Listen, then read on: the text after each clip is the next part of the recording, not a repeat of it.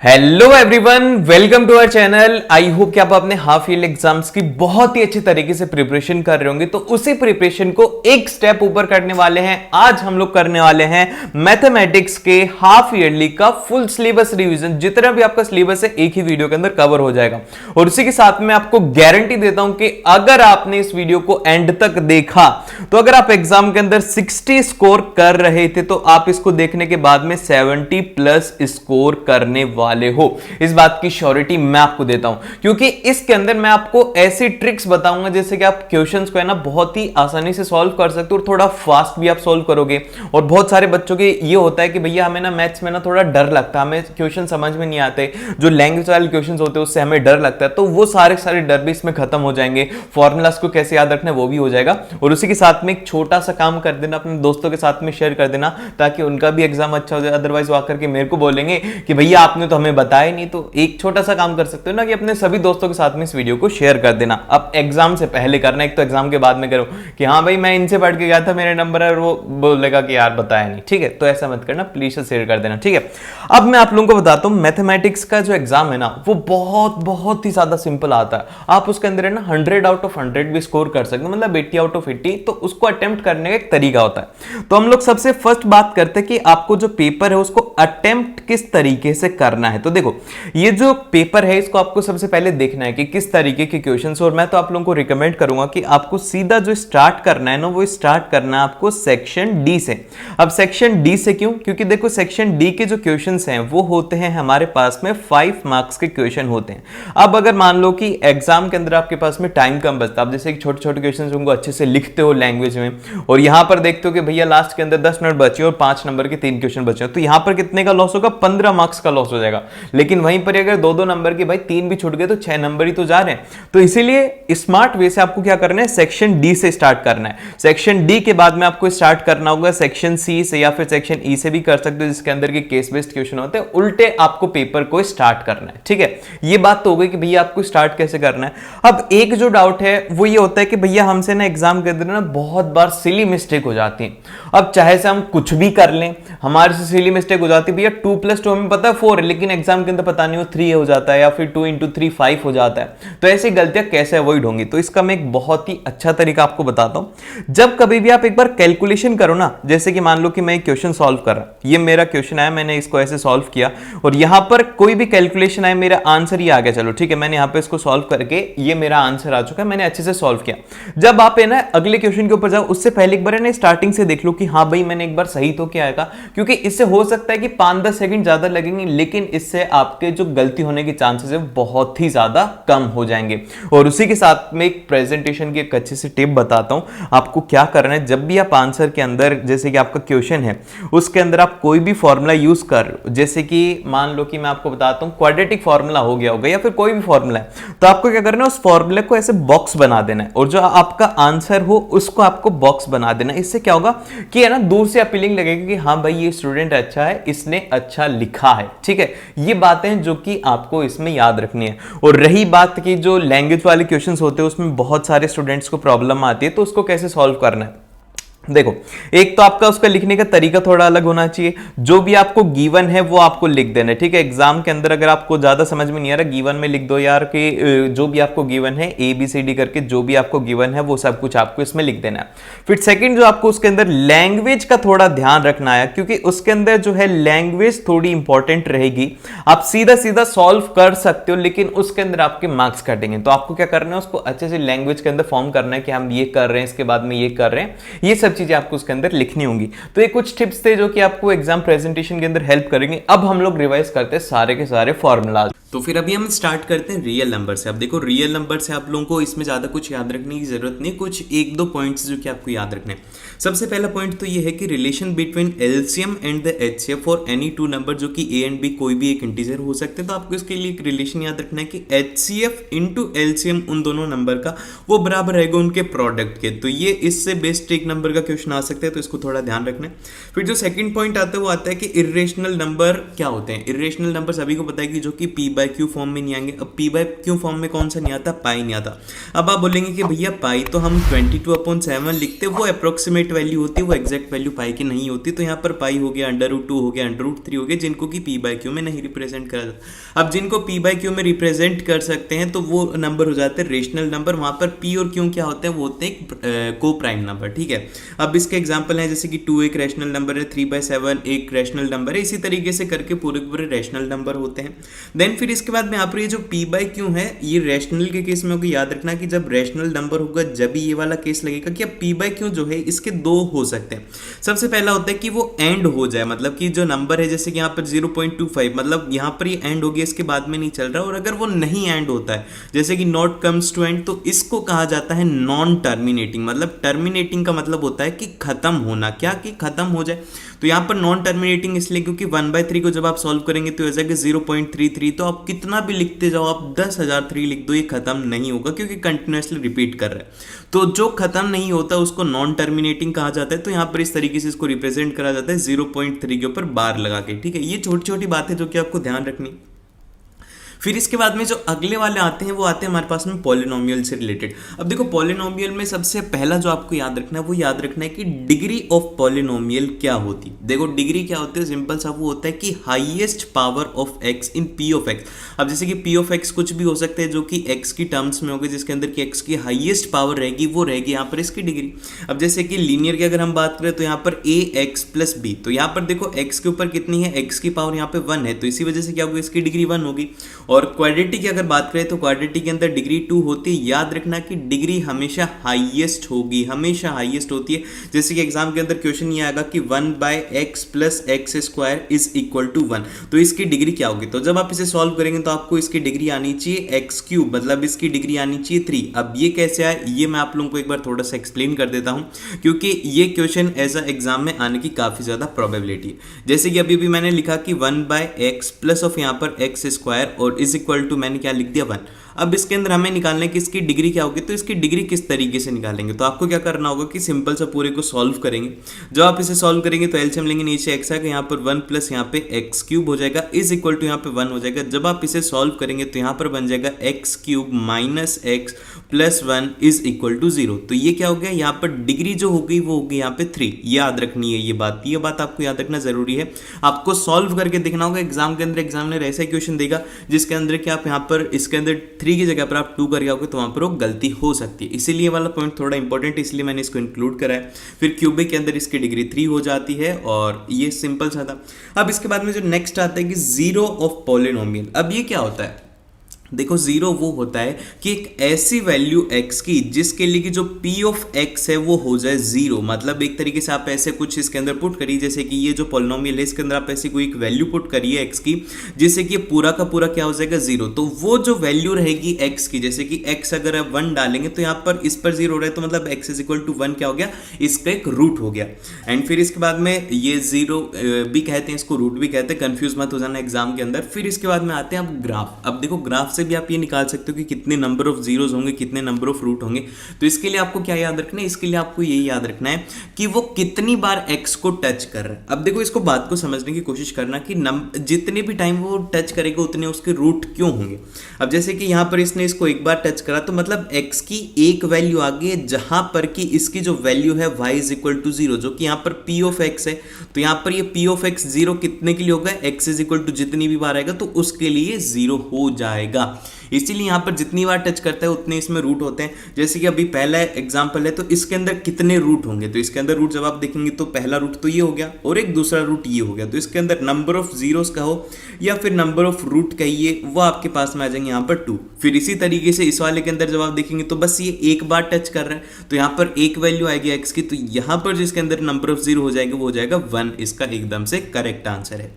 Then फिर इसके बाद में अभी हम करते हैं क्वाड्रेटिक पॉलिनोमियल की बात। अब इसके अंदर ज़्यादा डिटेल में बात नहीं करेंगे क्योंकि इसका एक सेपरेट चैप्टर है, तो उसके अंदर हम इसकी डिटेल बात करेंगे, लेकिन इसमें जो काम की बात है पॉलिनोमियल वाले चैप्टर में वो तो आपको याद रखनी है। सबसे पहले तो इसकी बेसिक इक्वेशन होती है कि P of X is equal to A X square plus B X plus constant. यहाँ पर ए कभी भी जीरो नहीं होगा। अगर ए जीरो हो जाएगा तो ये वाली टर्म जीरो हो जाएगी, जब ये जीरो हो जाएगी तो यहाँ पर इसकी डिग्री 1 हो जाएगी और ये यहाँ से लीनियर हो जाएगी। इसीलिए क्या होता है कि इसके अंदर ए जीरो नहीं होता और graph of P of x जो रहता है वो हमेशा पैराबोला रहता है। जैसे कि ये वाला जो ग्राफ है ये है एक क्वाड्रेटिक इक्वेशन का। किसका है? ये है एक क्वाड्रेटिक इक्वेशन का, इसीलिए यहाँ पर इसका जो नेचर है वो होता है पैराबोला। और फिर इसके बाद में यहाँ पर इसका जो डिस्क्रिमिनेंट है वो होता है यहाँ पर B square minus of 4ac, जो कि यहाँ पर नेचर ऑफ रूट्स को डिसाइड करता है कि किस तरीके के नेचर रहेगा रूट्स का, कि पॉजिटिव रहेंगे, नेगेटिव रहेंगे, इक्वल रहेंगे, जो भी रहेंगे वो डिसाइड करता है। अब आप लोगों को मेरे को कमेंट करके बताना है कि इसके मैक्सिमम कितने रूट हो सकते हैं, मैक्सिमम कितने हो सकते हैं। कि भैया एक क्वाड्रेटिक के अंदर एक हो सकते हैं, दो हो सकते हैं या फिर हो ही नहीं सकते। तीनों में से आप लोग आंसर बताइए कि कितने मैक्सिमम रूट हो सकते हैं। सभी स्टूडेंट इसका आंसर जरूर से देना। देन फिर इसके बाद में अभी यहाँ पर जो डिटर्मिनेंट है इसके ऊपर बेस्ड केसेस बनेंगे 3। सबसे पहला केस तो ये होता है कि जब वो पॉजिटिव हो जाएगा। जब कोई भी इंसान पॉजिटिव थिंक करता है तो वो मतलब एक तरीके से डिफरेंट थिंक करता है, इसीलिए आपको भी याद रखना अगर आप पॉजिटिव थिंक करोगे तो आप सभी से अलग थिंक करोगे। तो मतलब यहाँ पर ये होगा कि इसके पास में 2 डिस्टिंक्ट रूट्स रहने वाले हैं, मतलब कि डिस्टिंक्ट का मतलब होता है डिफरेंट, दोनों की वैल्यू अलग अलग होगी। ठीक है, अब जैसे ये ग्राफ है इसमें 2 जगह पर टच करा, आपने देखा कि यहाँ पर ये जब 2 जगह पर टच कर रहा है इसीलिए यहाँ पर क्या होगा कि इसके पास में 2 वैल्यू हो जाएंगे, 2 डिस्टिंक्ट रूट रहने वाले हैं। देन फिर इसके बाद में अगर d की वैल्यू 0 हो जाती है, d इज इक्वल टू 0, तो यहाँ पर जो केस रहेगा वो रहेगा कि यहाँ पर real and equal roots exist करेंगे। एक ही रूट होगा और बाकी के जैसे कि अल्फा और बीटा अगर 2 रूट हैं तो अल्फा इक्वल टू बीटा हो जाएगा यहाँ पे। ठीक है, और फिर उसके बाद में यहाँ पर ये एक्स एक्सेस को टच करता है इसीलिए एक वैल्यू, इसीलिए क्या हो गया कि d इक्वल टू 0 वाली कंडीशन। फिर लास्ट वाली कंडीशन है कि जब d नेगेटिव हो जाएगा। अगर कोई एक आप नेगेटिव थिंकिंग करते हो तो आपके पास में सक्सेस के चांसेस बहुत कम हो जाता है। अगर आप हर चीज़ में बोलते हो कि मेरे नंबर नहीं आएंगे, मैं अच्छा स्कोर नहीं कर पाऊंगा, मैं ये नहीं कर पाऊंगा, वो नहीं कर पाऊंगा, तो डेफिनेटली आप कुछ भी नहीं कर पाएंगे।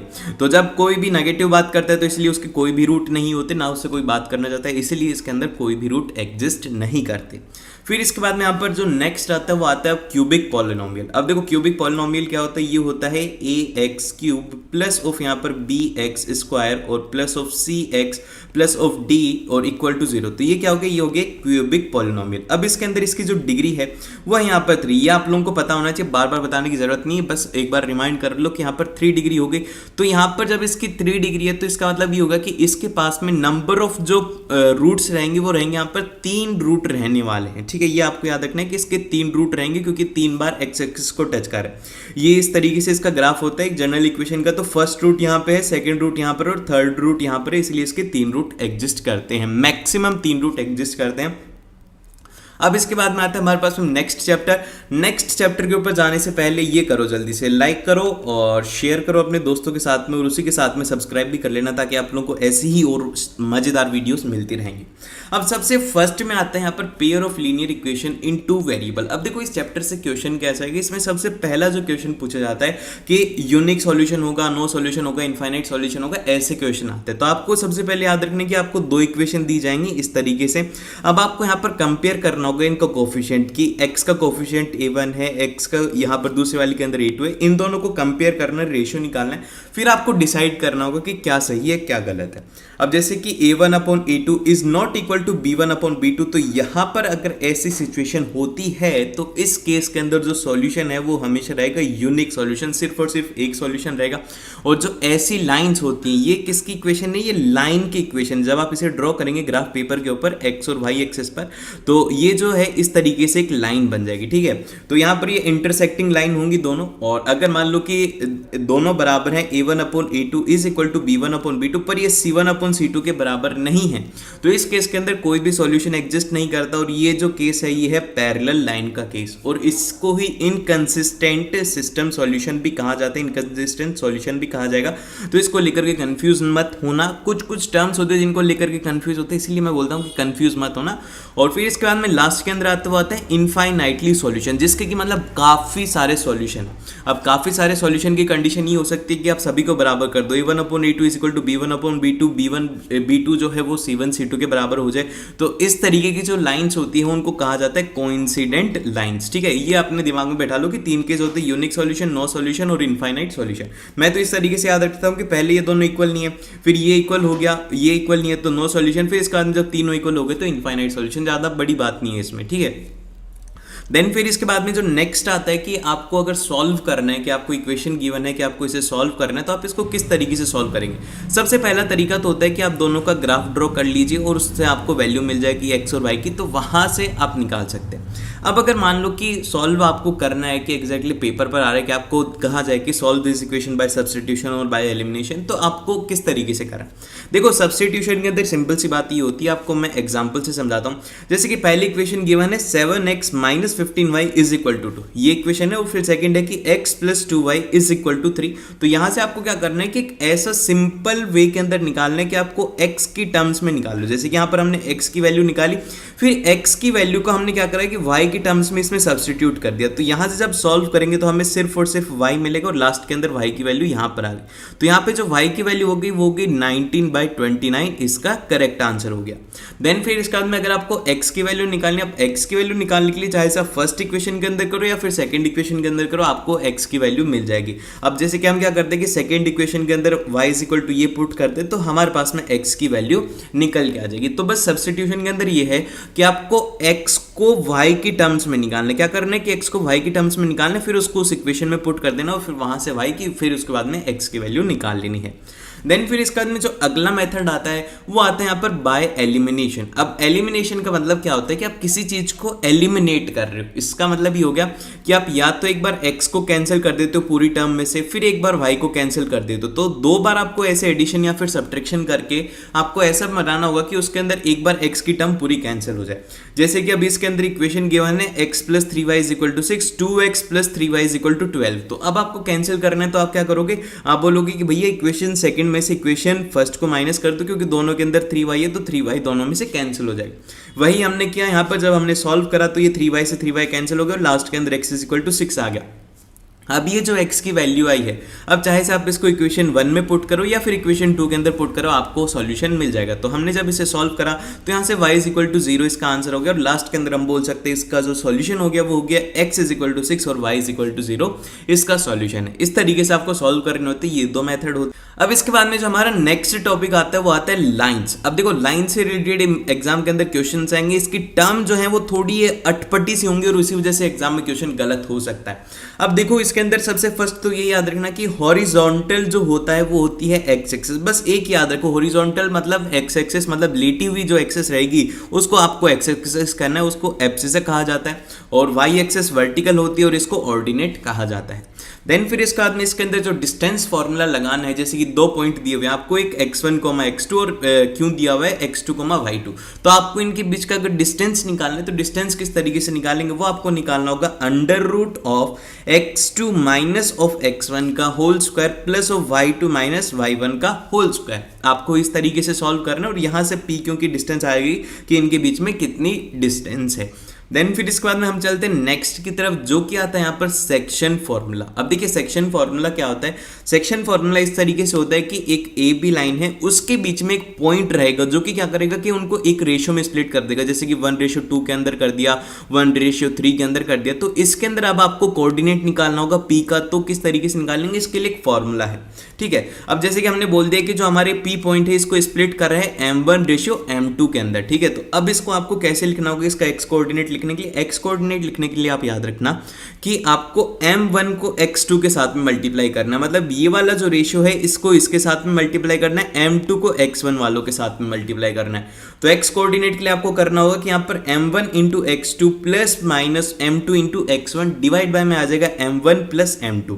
और यहां पर ये जो होता है ये होता है इंटरनली, मतलब कि इंटरनल उसको रेशियो के अंदर स्प्लिट करा गया, और ये होता है कि एक्सटर्नली जब उसे स्प्लिट करा जाता है। ये थोड़ा ध्यान में रखना, क्योंकि एग्जाम के अंदर कंफ्यूज कर देगा और मोस्टली क्वेश्चंस इंटरनल ही आते हैं, तो आपको प्लस का साइन थोड़ा ध्यान रखना है। फिर इसके बाद में वाई कोऑर्डिनेट जो होता है इसका हो जाएगा m1 into y2 plus minus of m2 into y1 divided by m1 plus of यहाँ पर m2। ठीक है, ये प्लस माइनस आपको याद रखना है। और अगर मान लो कि आपको ये कह दिया जाए कि ये मिड पॉइंट हो गया इसका, तो अब ये जो मिड पॉइंट है वो क्या होता है। देखो अब मिड पॉइंट की अगर मैं बात करूं, mid point of A B क्या होगा। जैसे कि मान लो कि क्यों है, क्यों इसका एक मिड पॉइंट है, यहाँ पर कुछ भी एक मिड पॉइंट है जो कि इसको कन्वर्ट कर रहे हैं 1:1 के अंदर, तो क्या होगा। तो 1:1 के अंदर काफी ज्यादा सिंपल है, m1 की और जो m2 की इन सभी की वैल्यू हो गई 1। तो यहां से जब आप देखोगे तो यहाँ पर ये 1 हो गया, ये 1 हो गया और नीचे 2 आ गया, तो वही करा x1 plus x2/2 y1 plus y2/2। तो यहाँ से मिड पॉइंट के कोऑर्डिनेट आ गए। फिर इसके बाद में जो नेक्स्ट आता है वो आती कि अब आपको एरिया ऑफ ट्राइंगल निकालना है। 3 पॉइंट गिवन है, 3 पॉइंट से आपको कहा गया कि एक ट्राइंगल फॉर्म हो रहा है, तो अब उसका एरिया निकालो। वो किस तरीके से निकालोगे वो निकालना आपको थोड़ा, ये वाला फॉर्मूला तो एग्जाम में याद रखना ही रखना है। ठीक है, अब ये क्या होता है, area is equal to half of x1। जैसे कि अगर x1 आ गया तो आपको याद रखना है कि y2 माइनस y3 करना है, और अगर x2 आ गया तो आपको y2 माइनस y1 करना है, फिर x3 आ गया तो आपको y1 माइनस y2 करना है। इसका मतलब ये हो गया कि आपको अगर 1 आ रहा है तो आपको 1 x में ही दिखेगा बस, और बाकी के y2 और y3 रहने वाले। इस तरीके से आपको इसका फॉर्मूला याद रखना है। और अगर मान लो कि ये जो ट्राइंगल है हमारा, ये अकेला ही ट्राइंगल होता है और बोल दिया जाता है कि सेंट्रोइड निकालो, तो सेंट्रोइड का फॉर्मूला क्या होगा, सेंट्रोइड का फॉर्मूला होगा x1 plus x2 plus x3/3 y1 plus y2 plus y3/3। ये हो गया किसका, ये सेंट्रोइड के कोऑर्डिनेट्स हो गए। ट्राइंगल है PQ, तो उसके यहाँ पर आपको सेंट्रोइड के कोऑर्डिनेट्स मिल गए। अब एग्जाम में क्वेश्चन ये नहीं आता, एग्जाम में क्वेश्चन आता है कि 3 कोलिनियर पॉइंट है, तो आप इसको प्रूव कीजिए कि कोलिनियर है। तो आपको क्या करना होगा कि 4 collinear points area of triangle formed by is 0, मतलब कि उनके द्वारा जो एरिया होगा वो हो जाएगा 0। क्योंकि आप खुद सोच के देखो कि एक पॉइंट यहाँ पर P है, एक Q है और ये R है। जब ये एक लाइन में होंगे जब भी तो ये कोलिनियर होंगे, जब ये कोलिनियर होंगे तो इनका एरिया तो 0 आ जाएगा। जब ये 0 आ गया तो हम बोल सकते हैं कि दीज आर कोलिनियर पॉइंट्स। इसके बाद में जो नेक्स्ट टॉपिक आता है वो आता है ट्राइंगल्स। अब देखिए ट्राइंगल्स के अंदर बेसिकली एग्जामिनर 2 प्रॉपर्टी हैं, इन 2 प्रॉपर्टी के ऊपर ही बेस्ड क्वेश्चन पूछेगा। अब जैसे कि सबसे फर्स्ट तो आप लोगों को याद रखना है कि अगर ट्राइंगल सिमिलर हैं, अब सिमिलर करने के लिए 2-3 कंडीशन होती है। सबसे पहले तो कि सारी साइड्स इक्वल हो जाए, या फिर साइड एंगल साइड हो जाए, या फिर इस तरीके से जितनी भी हैं उनको आपको प्रूव करना है। देन फिर इसके बाद में जो एप्लीकेशन आती है वो ये आती है कि उनके करस्पॉन्डिंग एंगल्स हमेशा इक्वल रहेंगे। जैसे कि अगर एंगल L है तो एंगल P ये दोनों की दोनों बराबर रहेंगे, फिर एंगल M और एंगल Q बराबर रहेंगे, फिर एंगल N और एंगल R बराबर रहेंगे। अगर वो सिमिलर हैं तो होगा, अगर सिमिलर नहीं है तो ये कंडीशन नहीं लगेगी। और उसी के साथ में आप दूसरी चीज भी बोल सकते हैं कि उनकी करस्पॉन्डिंग जो साइड्स है वो प्रोपोर्शनल रहेंगी। प्रोपोर्शनल रहने का मतलब ये है कि LM/PQ, मतलब LM/PQ is equal to MN/QR, और फिर लास्ट के अंदर आपको लिख देना है NL/PR। ये अगर इस तरीके से लिखोगे तो आपका हर एक क्वेश्चन सॉल्व हो जाएगा। हर एक क्वेश्चन में यही लगाना है, आंख बंद करके इसमें ये लगा देना है। ठीक है, फिर इसके बाद में जो इसका नेक्स्ट पॉइंट आता है, जो इस केस का सेकंड इंपॉर्टेंट प्रॉपर्टी है, वो ये है कि अगर जैसे कि मान लो कि ये DE is parallel to BC, अगर ये दिया हुआ है तो आपको ये याद होना चाहिए कि AD/DB is equal to AE/EC। ये वाली कंडीशन के ऊपर बेस्ड ही क्वेश्चन 100% आने वाला है, 100%। चाहे से आप कुछ भी कर लो, आपको अगर क्वेश्चन में कुछ भी समझ में नहीं आ रहा तो बस ये देखो कि यार कौन सी लाइन पैरेलल है, फिर पैरेलल लगने के बाद में आपको ये रेशियो वाला लगा देना और उससे आपका क्वेश्चन एक बार में सॉल्व हो जाएगा। 100% यही बेस्ड क्वेश्चन आएगा। और जब कभी भी आपको ये रेशियो दे दिया जाएगा तो फिर आपको वहां से ये लिख देना है कि DE is parallel to BC। ये दोनों कंडीशन मस्ट हैं, जब जाकर के आप इसको सॉल्व कर सकते हो। अगर ये है तो ये होगी, और अगर सेकंड वाली गिवन है तो उसमें फर्स्ट वाली होगी। ठीक है, देन फिर इसके बाद में अब हम चलते हैं नेक्स्ट की तरफ, जो क्या आता है भैया सर्कल्स। अब देखो सर्कल्स के अंदर आपको टेंजेंट से रिलेटेड क्वेश्चन ज्यादा पूछे जाते हैं, आपको सेकंड से रिलेटेड नहीं पूछे जाएंगे। सबसे ज्यादा क्वेश्चन आते हैं सर्कल से। अब मतलब सर्कल के अंदर टेंजेंट से क्वेश्चन आएंगे तो आपको टेंजेंट पता होनी चाहिए कि एक पॉइंट के ऊपर सिर्फ और सिर्फ टेंजेंट एक बार टच करती है और इससे ज्यादा टच नहीं कर सकती। और इसी के साथ में आपको अब इससे रिलेटेड कुछ बातें याद रखनी टेंजेंट से। सबसे पहली बात तो ये है कि no tangent to a circle passing through a point in a circle. अगर एक कोई पॉइंट सर्कल के अंदर है, जैसे कि अगर ये मैं पॉइंट P बोल दूं और ये सर्कल के अंदर है, तो इसके ऊपर से कभी भी टेंजेंट ड्रॉ नहीं की जाएगी, इससे सेकंड ड्रॉ की जाएगी। तो ये बात क्लियर रखना है कि पॉइंट हमेशा आउटसाइड द सर्कल या फिर सर्कल के ऊपर होने वाला। फिर सेकंड ये है कि one and only one tangent to a circle passing through a point on a circle. अगर एक पॉइंट है सर्कल के ऊपर, जैसे कि पी पॉइंट है, तो इसके ऊपर मात्र एक यही टेंजेंट होगी, इसके अलावा और कोई भी टेंजेंट नहीं होने वाली। ये याद रखना आपको, ये दोनों पॉइंट याद रखने, क्योंकि बहुत बार कंफ्यूज हो जाओगे। फिर इसके बाद में जो थर्ड वाला पॉइंट है, और ये जो पॉइंट है ये थोड़ा ध्यान रखना, क्योंकि इसी से रिलेटेड ये अगले वाला पॉइंट है और इसके ऊपर बेस्ड क्वेश्चन आएगा ही आएगा। देखो मैं आपको बता देता हूं कि कहां से क्वेश्चन आते हैं, इनसे ही क्वेश्चन पूछता है टीचर, और कहीं से भी क्वेश्चन नहीं पूछता। अब जैसे कि यहां पर बोला गया कि there are only two tangents that can drawn from a point outside a circle. अगर कोई भी एक पॉइंट P है तो उससे सर्कल के ऊपर जो टेंजेंट है वो हमेशा दो ही हो सकती हैं, इससे ज्यादा आप टेंजेंट ड्रॉ ही नहीं कर सकते। ये तो पॉइंट है जो कि आपको याद रखना है। फिर इसी के साथ में एक इंपॉर्टेंट बात ये है, जो कि इंपॉर्टेंट थ्योरम ही है, कि if the tangent to a point और to a circle is perpendicular to the radius through a point of contact. आपको तो इतना सा बात याद रखना है कि अगर ये टेंजेंट है एक्स वाई, तो यहां पर ये जो OP है ये इसके साथ में परपेंडिकुलर रहेगा, और फिर इस तरीके से आपको ये सॉल्व करना रहता है। इसके अंदर पाइथागोरस लगानी होती है, फिर उसके अंदर आपको इसे सॉल्व करना होता है। ठीक है, बहुत बार क्वेश्चन ऐसे आते हैं कि आपको PQ की वैल्यू दे दी जाएगी, OP की पूछ ली जाएगी, ऐसे क्वेश्चन एग्जाम में आते हैं, तो इसके लिए प्रिपेयर है ना। फिर ये जो सेकंड वाली थ्योरम है, इससे तो क्वेश्चन आता ही है। अगर एग्जाम के अंदर पिछले 5 सालों में देखोगे तो सिर्फ और सिर्फ इसी से ही क्वेश्चन पूछे जा रहे हैं। तो वो क्वेश्चन ये है कि the length of the tangent drawn from an external point to a circle are equal. अगर कोई भी एक एक्सटर्नल पॉइंट आ रहे हो, उससे अगर टेंजेंट ड्रॉ करी जाती है तो उसकी जो लेंथ होगी वो हमेशा बराबर रहेगी। और यहां पर आप इसको प्रूव भी कर सकते हैं, प्रूव करने की जरूरत नहीं, आपको बस याद रखना है कि RP is equal to RQ, क्योंकि R एक एक्सटर्नल पॉइंट है जिससे कि टेंजेंट ड्रॉ करी गई, तो वो हमेशा इक्वल ही रहने वाली है। फिर इसके बाद में हमारे पास में जो सबसे इंपॉर्टेंट है आप लोगों का फेवरेट, वो है ट्रिग्नोमेट्री। अब आपका जैसे मैंने बोला ना फेवरेट, आपके दिमाग में आया भैया क्या बोल दिया आपने। देखो फेवरेट हो जाएगी, ये याद करना बहुत ही ज्यादा सिंपल है। सबसे पहले तो आपको यहां पर दिया हुआ है PBPHH, ये क्या लिखा हुआ है मैंने, तो इसकी एक ट्रिक है, वो ये है कि पंडित बद्री प्रसाद हर हर बोले। जैसे कि यहां पर पंडित का P आ रहा है, तो मैंने क्या करा है कि यहां पर P लिख दिया, फिर उसके बाद में बद्री का B आ रहा है तो यहां पर B आ गया, फिर उसके बाद में प्रसाद का P आ रहा है तो यहां पर P आ गया, फिर इसके बाद में हर के H आ गया, और फिर हर का H आ गया, और ये B आ गया। तो ये मैंने लिख दिया, ये आपको याद रखना है ये सेंटेंस। फिर उसके बाद में आपको क्या रखना है कि सबसे पहले आता है साइन थीटा, तो साइन थीटा के लिए आपको क्या करना होगा, P/H को याद रखो। फिर कॉस थीटा के लिए आपको याद रखना है B/H, और टेन थीटा के लिए आपको याद रखना है P/B, ये आपको याद रखना है। और उसके बाद में अभी इसके जो रिवर्स है उसको याद रखने की जरूरत नहीं, जैसे कि कोसेक थीटा होता है वो साइन थीटा का इनवर्स होता है, तो आप उसको बोल सकते हो H/P। फिर सेक थीटा जो होता है वो होता है 1/cos थीटा, तो यहां से आप बोल सकते हो H/B। और कॉट थीटा होता है वो होता है 1/tan थीटा, तो उसको आप बोल सकते हो B/P। ठीक है, ये तो बहुत आसान। फिर इसके बाद में इसकी जो अगली वाली टेबल है, जैसे कि ट्रिग्नोमेट्री की टेबल है, तो इसके अंदर आपको तो मैं बस सजेस्ट करूंगा कि साइन थीटा की और कॉस थीटा की वैल्यू याद रख लो। मैं तो इनफैक्ट बोलता हूं कि सिर्फ और सिर्फ साइन थीटा की याद रखो।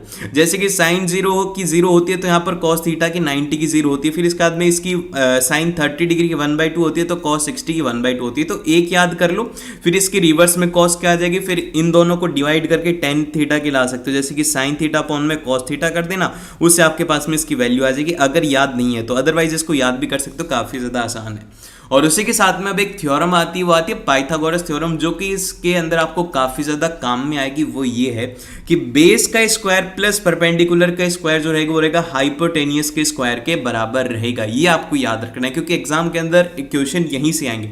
जैसे कि कह दिया जाएगा कि सुनो भैया साइन थीटा की जो वैल्यू दी हुई है वो दी हुई तुम्हें 3/5, और तुम्हें अब निकालनी है टेन थीटा की, तो आप कैसे निकालोगे, तो आपको क्या करना होगा, इसको बोलना है कि भैया ये होता है P/H। फिर उसका आदमी पाइथागोरस थ्योरम लगा देने कि हमें परपेंडिकुलर की वैल्यू पता है 3 का स्क्वायर, और बेस की वैल्यू नहीं पता तो उसको x का स्क्वायर बोल देते हो, फिर हाइपोटेनियस का स्क्वायर हो गया 5 का स्क्वायर। तो यहां से जो परपेंडिकुलर की वैल्यू आई वो आ गई 4। इस तरीके से आपको इसे सॉल्व करना है।